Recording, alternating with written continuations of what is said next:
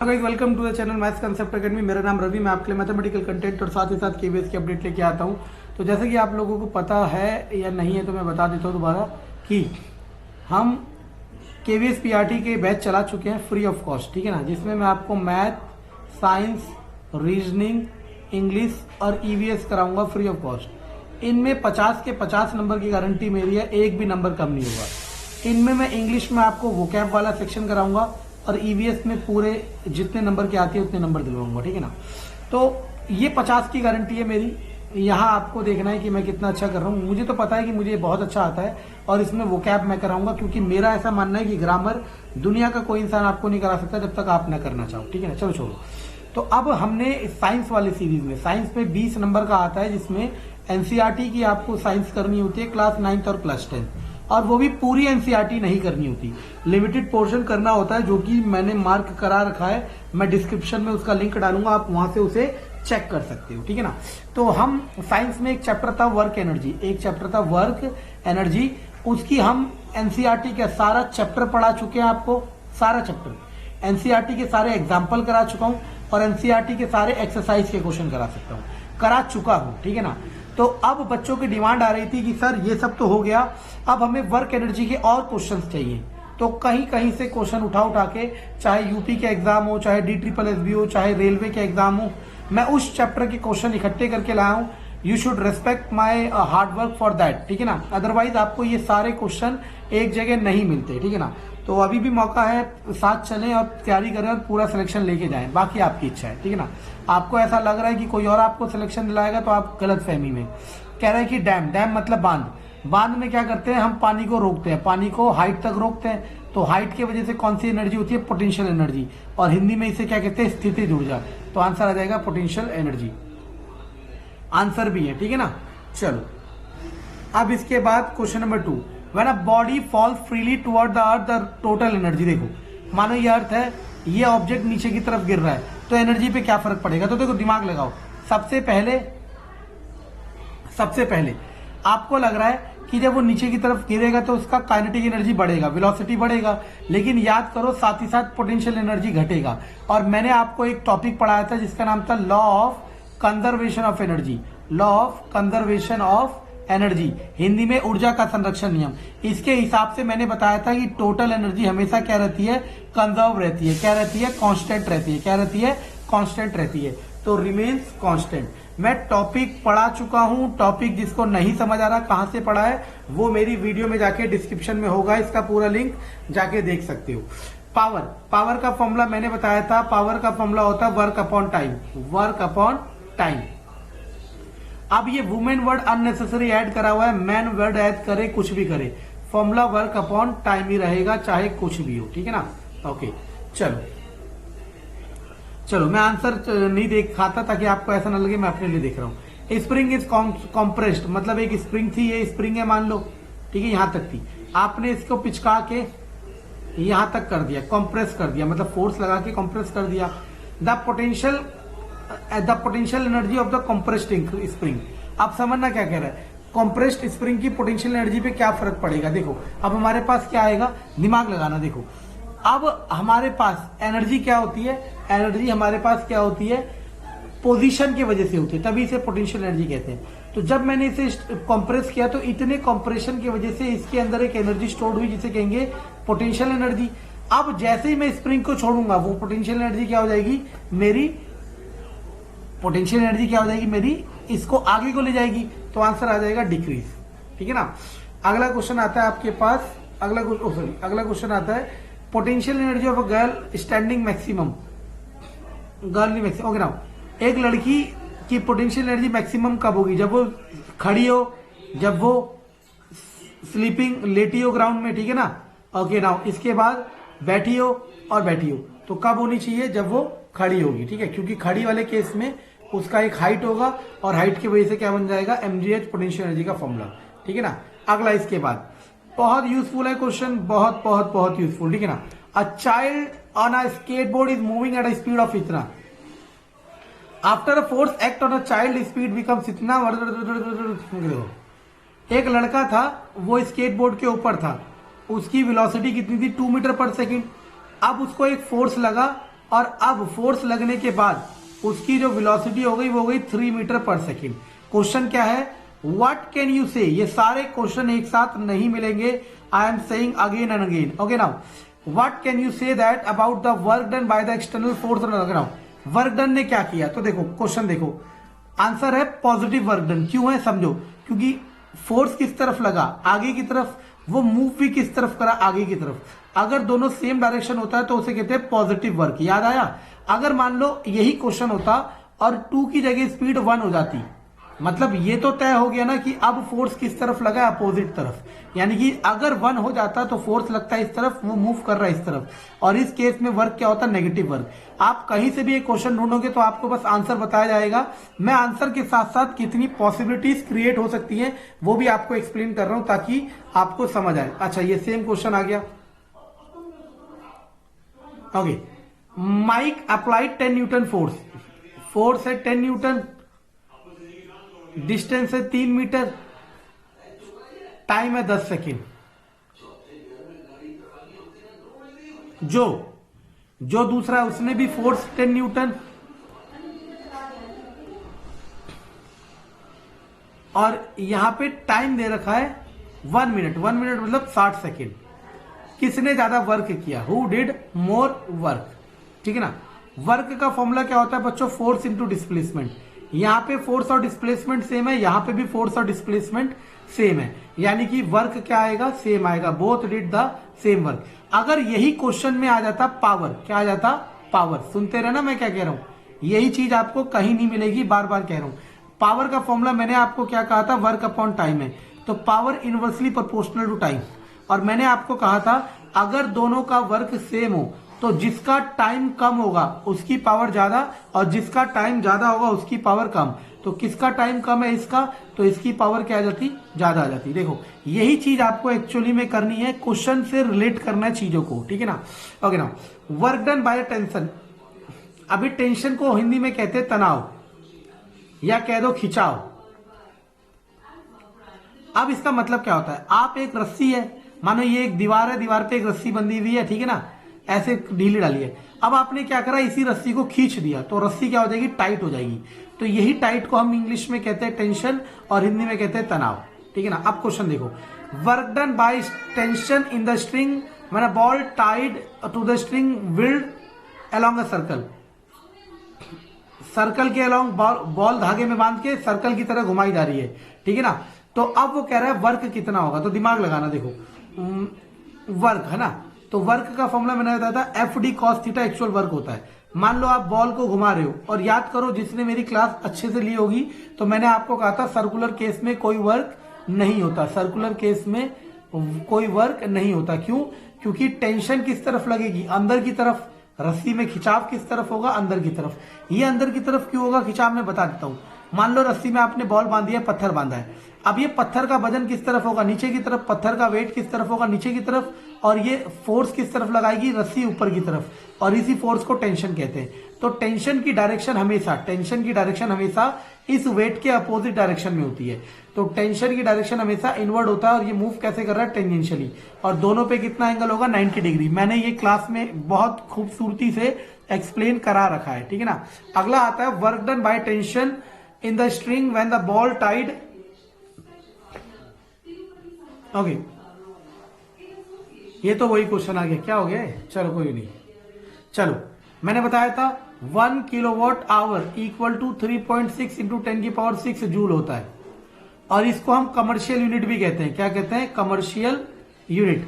आप घर में कहते हो ना कि इस बार आपका बिल 200 यूनिट आया, आपका बिल 250 यूनिट आया, तो एक्चुअल में आप इनडायरेक्टली कह रहे होते हो कि आपका बिल 200 किलोवाट आवर इतना आया, समझे। लेकिन उसे यूनिट में हम कहते हैं ताकि हमारे लिए आसान रहे। When the force act in opposite direction, देखो सिंपल है, मैंने कहा था फोर्स इस तरफ लगे और मूव इस तरफ करे। अपोजिट डायरेक्शन के वर्क को क्या कहते हैं बच्चों, नेगेटिव वर्क, और हिंदी में क्या कहते हैं, ऋणात्मक कार्य। क्या कहते हैं, ऋणात्मक कार्य। ये सारे क्वेश्चनों का कलेक्शन अगर आपने कर लिया तो केवीएस पीआरटी में साइंस में 20 में से 20 आएंगे, जब सारा सिलेबस कर लोगे मुझसे। इस वाले में वर्क एनर्जी से कोई बाहर क्वेश्चन नहीं आएगा, जो भी मेरी 3-4 वीडियो है। When force acts in opposite direction the work done is, ये वही क्वेश्चन आ गया। इसके बाद व्हेन स्ट्रिंग कंप्रेस्ड, ये भी वही क्वेश्चन आ गया जो करा हुआ है। क्या हो गया, रिपीट हो रहा है क्या? चलो, when a body rolls down on an inclined plane. आप सबसे पहले समझते हैं कि ये इंक्लाइंड प्लेन किसे कहते हैं, ऐसे टेढ़ा वाला प्लेन, ठीक है ना। तो अब ये बॉडी रोल हो रही है, रोल का मतलब समझते हैं ऐसे घूमते घूमते टायर की तरह नीचे आती जा रही है, ठीक है ना। अब वो कह रहा है इट हैज, इसके पास कौन सी एनर्जी होगी। देखो दिमाग लगाओ, इस पे हर पॉइंट ऑफ टाइम पे हाइट तो होगी, हर पॉइंट ऑफ टाइम पे कुछ ना कुछ हाइट होगी। तो हाइट होगी तो पोटेंशियल एनर्जी तो होगी, स्थितिज ऊर्जा तो होगी। अब ये मूव भी तो कर रहा है, और मूव करते हैं तो कौन सी एनर्जी होती है, काइनेटिक एनर्जी। तो आंसर आएगा both potential and kinetic energy, दोनों केस में, चाहे वो रोल करे चाहे वो स्लाइड करे, ठीक है ना। पोटेंशियल काइनेटिक दोनों होती है, यही आपको समझना। देखो ऊपर से नीचे ऐसे गिरे, चाहे ऐसे गिरे, चाहे ऐसे गिरे, हर केस में उसके पास पोटेंशियल एनर्जी भी होगी और काइनेटिक एनर्जी भी होगी। ऑन अ रफ सरफेस अ मास ए, एक रफ सरफेस मान लिया, इस पे मास ए पुल्ड बी, फोर्स लग रहा है बी, एक एंगल थीटा। हाँ अब समझो, देखो एक चीज मैं समझाता हूं, एक होता है पुश, एक होता है पुल। इसका ना क्लास 11th में एक टॉपिक है, वो उसी से समझा देता हूं बहुत आसान है। लॉन, जो घास काटने का मशीन होता है ना, आपने देखा हो कहीं कॉलेज में या कहीं पार्क में कहीं पे, उस घास काटने की मशीन का देखो ऐसे कुछ सेटअप होता है और यहाँ पे हैंडल सा होता है। वो जो आदमी है इसे देखो, एक होता है आगे की तरफ धक्का देना और एक होता है पीछे की तरफ खींचना, मतलब पुल करना, या आगे की तरफ धक्का देना मतलब पुश करना। साइंस ये कहती है कि पुल इजियर होता है देन पुश। साइंस कहता है पुल इजियर होता है पुश से। अगर बहुत तो यही कर रहे हैं, ये लाइन याद करा दे रहा और आपका काम इससे चल जाएगा। Pulling is easier, pulling is easier. लेकिन मैं कोशिश करता हूं आपको समझाने की और आपको समझ आएगा, देखना अगर आप कोशिश करोगे तो मेरे साथ। देखो सबसे पहले मैं स्पेस क्रिएट करता हूं, ठीक है। अब देखना, मान लो आप पुश कर रहे हो, ये आपका फोर्स है। मैं थोड़ा सा 11th क्लास का समझा रहा हूं। इस फोर्स के दो कंपोनेंट होते हैं, एक इस तरफ और एक इस तरफ। देखो ध्यान रखना, अब ये चार X Y minus X minus Y, इन चारों एक्सिस में अगर मानो यहां पे कोई पॉइंट है 3, तो वो 3 ही होगा। लेकिन अगर यहां पे कोई पॉइंट है तो वो कुछ एक्स में होगा और कुछ वाई में होगा। ऐसी वेक्टर फोर्स में भी होता है। अगर इन चारों कोऑर्डिनेट के बीच में कहीं पे भी फोर्स आएगा तो उसके दो कंपोनेंट होते हैं। अभी बस सुन लो, आपको करना नहीं है सब, मैं बस समझा रहा हूं कि ये लाइन कहां से आती है। इसके दो कंपोनेंट, और इस ऑब्जेक्ट का जिसे आप धक्का दे रहे हो उसका वेट भी नीचे की तरफ होगा। तो एक्चुअल में अब नीचे की तरफ दो कंपोनेंट आ गए। वहीं अगर आप इसे पुल कर रहे हो, पुल कर रहे हो मतलब ऊपर की तरफ फोर्स लगा रहे हो। किस तरफ फोर्स लगा रहे हो, ऊपर की तरफ, अपनी तरफ। तो इसके दो कंपोनेंट ऐसे होंगे और वेट इसका नीचे की तरफ होगा। अब देखो यहां नीचे की तरफ दो कंपोनेंट है और यहां नीचे की तरफ एक और ऊपर की तरफ एक, यानी कि इस नीचे और ऊपर में से कुछ माइनस होगा। जैसे देखो नीचे की तरफ 4 न्यूटन, ऊपर की तरफ 2 न्यूटन, तो आपको जो नेट फोर्स मिलेगा वो 2 न्यूटन का ही मिलेगा नीचे की तरफ, यानी कि माइनस हो गया। यानी कि इस वाले केस में आपको वस्तु हल्की लगेगी, इस वाले केस में भारी। क्यों? क्योंकि यहाँ पे दो कंपोनेंट ऐड हो गए। ये है क्लास 11th का, अननेसेसरी है लेकिन मैंने बता दिया कहां से आया। समझ आया तो आपको याद कभी नहीं करना पड़ेगा, आपको हमेशा के लिए समझ आ जाएगा, ठीक है ना। अगला, अ स्टोन कहा गया है, ये रहा अगला। A stone rubbed on a rough surface. Okay, आपको पता होना चाहिए फ्रिक्शन। फ्रिक्शन का मतलब होता है रगड़। वैसे तो हिंदी में घर्षण होता है, मुझे पता है, ठीक है ना।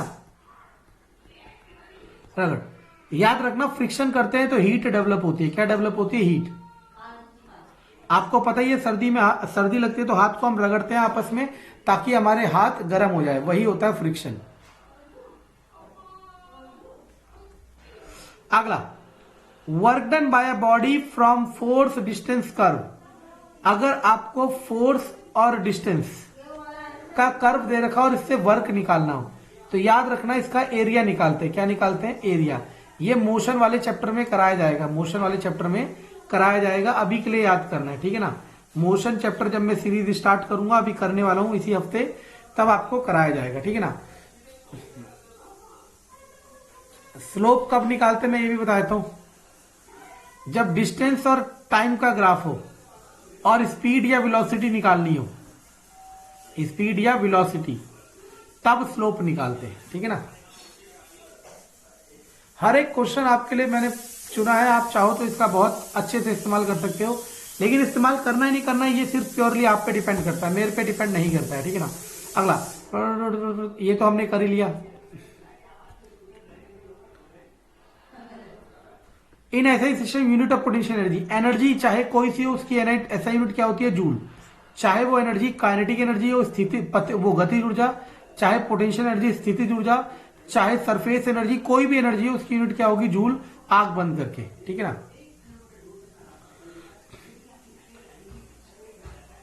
इसे कहते हैं अपकेंद्रण बल, ठीक है ना। जो साइंस बैकग्राउंड का नहीं है उसके लिए कंप्लीट पैकेज है, आप चाहो तो साइंस के सारे टॉपिक समझ भी सकते हो और उनके एमसीक्यू कर भी सकते हो, लेकिन वो करना है नहीं करना, it is purely depends on you, ठीक है ना। आप चाहो तभी कर सकते हो, वरना कोई जबरदस्ती नहीं करा सकता। कहा था ना कि गधे को या घोड़े को पानी तक आप ले जा सकते हो, पिएगा वो अपनी मर्जी से। सेंट्रीपिटल फोर्स क्या होता है समझने की कोशिश करते हैं। मान लो आप एक धागे में पत्थर बांधते हो और पत्थर को घुमा रहे हो, ये पत्थर मानो इस पॉइंट ऑफ टाइम पे ये धागा टूट जाता है, ये धागा टूट जाता है, तो ये पत्थर क्या होगा, ये पत्थर यहां से सीधा निकल जाएगा, यानी कि ये पत्थर तो बाहर निकलना जा रहा है, लेकिन ये धागा एक फोर्स लगा रहा है अंदर की तरफ, उस फोर्स की वजह से ये पत्थर इस सर्कुलर पाथ में घूम रहा है, और इसी को कहते हैं सेंट्रीपिटल फोर्स। क्या कहते हैं, सेंट्रीपिटल फोर्स। इसी तरीके से मानो ये सन है, सन के चारों ओर कौन घूम रहा है, अर्थ, तो सन भी एक सेंट्रीपिटल फोर्स लगा रहा है अर्थ को अपनी तरफ, जिसकी वजह से अर्थ सन के चारों ओर घूम रहा है। अब आप में से मुझसे कहीं पूछ सकते हैं कि सर अगर ये फोर्स लगा रहा है तो सन के अंदर क्यों नहीं घुस रहा, क्योंकि इसको बैलेंस करने के लिए एक और फोर्स होता है जिसे कहते हैं सेंट्रीफ्यूगल फोर्स, उसे कहते हैं अभिकेंद्रण बल, ठीक है ना। अब सुनते रहे ना मैं क्या कह रहा हूं। ऐसी अर्थ किस पे लगाता है, वो फोर्स मून पे लगाता है, इसीलिए मून अर्थ के चारों ओर घूम रहा है। यही कहानी है सोलर सिस्टम की पूरे, ठीक है ना। सेंट्रीपिटल फोर्स, अब सुनना, सेंट्रीपिटल फोर्स अंदर की तरफ और डिस्प्लेसमेंट इस तरफ, और एंगल हो गया 90, और मैंने कहा था जब भी 90 डिग्री होगा तो वर्क डन कितना होगा, 0। हर एक क्वेश्चन मेरे कंसेप्ट को सेटिस्फाई कर रहा है अगर आप समझना चाहो तो। कह रहा है कमर्शियल यूनिट, मैंने अभी बताया था किलोवाट आवर। जब भी ऐसा क्वेश्चन आए तो आपको साथ साथ ये भी लिखना चाहिए कि 1 किलोवाट आवर होता है 3.6 इंटू 10⁶ जूल। ये भी आपको साथ साथ लिखना चाहिए, ये भी आपको साथ साथ लिखना चाहिए, जिससे आपका कंसेप्ट और अच्छा होगा। और अच्छे से पढ़ना चाहते हो, देखो 20 नंबर बहुत होते हैं सिलेक्शन के लिए, आप ये भी लिख सकते हो ये किसकी यूनिट हो सकती है, आप ये भी लिख सकते हो ये किसकी यूनिट हो सकती है, सबको लिखना होता है, ठीक है ना। अच्छा, ये दोबारा आ गया।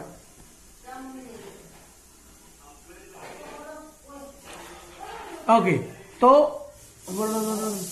अभी कितने क्वेश्चन है देखता हूँ, वीडियो बहुत लंबी जा रही है ना, मैं नहीं चाहता एक ही वीडियो बहुत बड़ी हो जाए ताकि आप लोग बोर हो जाए, ठीक है ना, क्योंकि मुझे आपके एंटरटेनमेंट का भी ध्यान रखना होता है।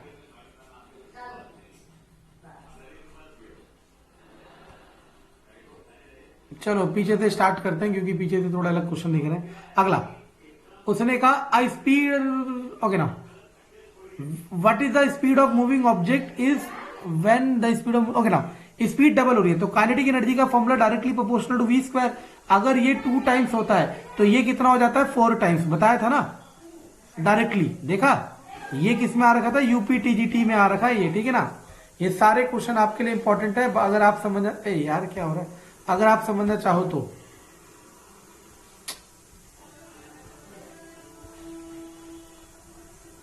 ओके, अगला देखो, एक हाइट h है, वहां से एक ऑब्जेक्ट नीचे की तरफ गिर रहा है, वो h/2 तक नीचे आ गया, h/2 तक नीचे आ गया। अब इसका बताना, देखो हाइट आधी हो गई तो पोटेंशियल एनर्जी हाफ हो गई होगी, और वो आधी जो पोटेंशियल एनर्जी खत्म हुई है वो किस में चली गई होगी, काइनेटिक एनर्जी में। Okay, gravitational force on satellite, देखो ये अर्थ है, अर्थ के बाहर सैटेलाइट घूम रही है, उन पे कौन लगा रहा है, ग्रेविटेशनल फोर्स कौन लगा रहा है, जीएफ मतलब ग्रेविटेशनल फोर्स। अंदर की तरफ वो डिस्प्लेसमेंट कैसे होगा, टेंजेंशियली, तो एंगल क्या हो गया 90, और 90 डिग्री आते वर्क हो जाएगा 0। देखा, जो साथ साथ चल रहे हैं, जिसको ये चीजें पता है उसके लिए कितना आसान है, बाकी हर बच्चा याद करेगा, वो यही सोचता रहेगा कि ये कैसे होगा, ठीक है ना। तो form of energy observe by, देखो अगर बर्ड सीधी ऐसे उड़ रहा है बस, तो उसकी हाइट है और साथ ही साथ वेलोसिटी है, हाइट की वजह से हो गया पोटेंशियल एनर्जी, वेलोसिटी की वजह से हो गया काइनेटिक एनर्जी। और ऐसे उड़ रहा है तब भी इसके पास कुछ हाइट होगी और वेलोसिटी होगी, तो आंसर आएगा both kinetic energy and potential energy. ये वही क्वेश्चन आ गया। ओहो, ये रिपीट हो गए। चलो, पावर की यूनिट तो पता ही है, वर्क, पावर का वर्क अपॉन टाइम। वैसे तो होना चाहिए था जूल अपॉन सेकंड, जूल पर सेकंड, लेकिन हम पावर को किससे यूज करते हैं, वॉट से। किससे, वॉट से। तो जूल पर सेकंड होगा ऑप्शन में या फिर वॉट होगा, और दोनों कभी एक साथ नहीं होंगे, ठीक है ना। तो अगर सेशन पसंद आए तो वीडियो को लाइक करें, सब्सक्राइब करें, शेयर करें। और ये अल्टीमेट है। अब वर्क एनर्जी, मतलब मैंने वर्क एनर्जी की कम से कम इसको मिला के 4 या 5 वीडियो हो गई। आप लोग यही पूछते हो कि सर कहां से पढ़े, कहां से पढ़े, कहां से पढ़े। एनसीईआरटी करना है वर्क एनर्जी का, और ये 4 या 5 वीडियो देख के कर लेनी है। इसके बाहर कुछ भी नहीं आएगा, चाहे कुछ भी हो जाए।